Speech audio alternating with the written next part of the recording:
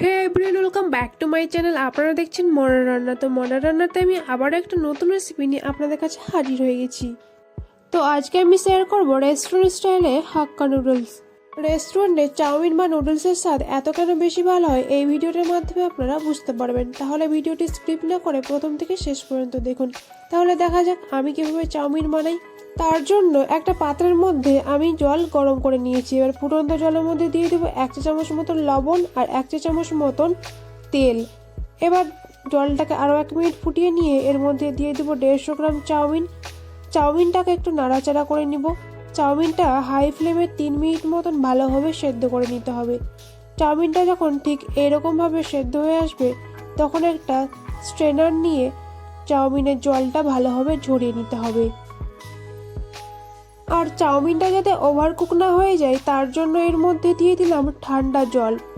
এবার জলটা ভালোভাবে ঝরে গেলে একটা থালার মধ্যে চাউমিনগুলোকে আমি পুরোটাই ঢেলে দিব।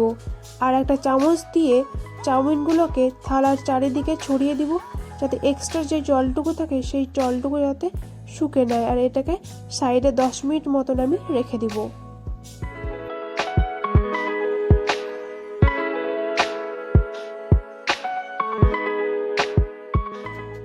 এবার অপরদিকে একটা থালার মধ্যে কিছুটা সবজি নিয়ে নিয়েছি, যার মধ্যে আছে বাঁধাকপি, 3 রকমের ক্যাপসিকাম, লাল, হলুদ আর সবুজ, তারপরে আছে গাজর আর পেঁয়াজ।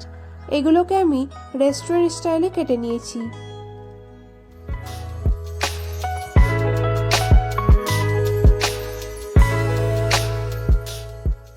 এবার অপরদিকে একটা কড়াই গরম করে নিয়ে এর মধ্যে দিয়ে দেবো 1 চা চামচ মতন তেল। তেল যখন গরম হয়ে আসবে তখন দিয়ে দিব রসুন কুচি, তারপরে আমি দিয়ে দেব লম্বা লম্বা করে কেটে রাখা পেঁয়াজ, গাজরগুলো, তারপরে দিয়ে দেব 3 রকমের ক্যাপসিকাম, লাল, হলুদ আর সবুজ। তারপরে আমি দিয়ে দেবো এখানে চাইনিজ স্টাইলে কেটে রাখা বাঁধাকপিগুলো।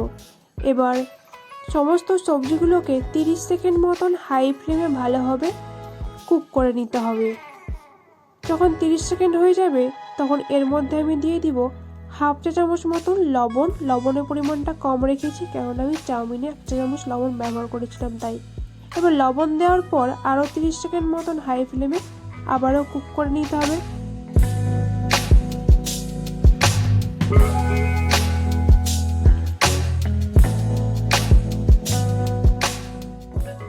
এবার 30 সেকেন্ড পর কড়াইয়ের মধ্যে দিয়ে দিব সেদ্ধ করা চাউমিনগুলো কতটা আমার ঝরঝরে হয়ে গেছে দেখে বুঝতে পারছেন।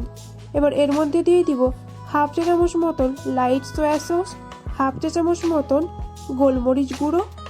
এবার ভালোভাবে সমস্ত উপকরণকে মিডিয়াম ফ্লেমে মিক্স করে নিতে হবে যাতে সবজিগুলোর সঙ্গে চাউমিনটা ভালোভাবে মিক্স হয়ে যায়। 1 মিনিট মতো নাড়াচাড়া করে নিলে রেডি হয়ে যাবে আমাদের রেস্টুরেন্ট স্টাইলে হাক্কা নুডলস। রেস্টুরেন্টে গিয়ে অনেক টাকা না দিয়ে বাড়িতে বসে এই রেসিপিটা অবশ্যই একবার ট্রাই করে দেখবেন আপনার এবং বাড়ির সকলের খুব ভালো লাগবে। আর এই রেসিপিটি অবশ্যই একবার বাচ্চাদের করে খাবেন। এবার আমি একটা প্লেটের মাধ্যমে সার্ভ করে নিলাম। রেসিপিটি যদি ভালো লেগে থাকে তো লাইক, কমেন্ট, শেয়ার, সাবস্ক্রাইব করে দিবেন। আজকে এই পর্যন্তই, আবার কালকে দেখা হবে।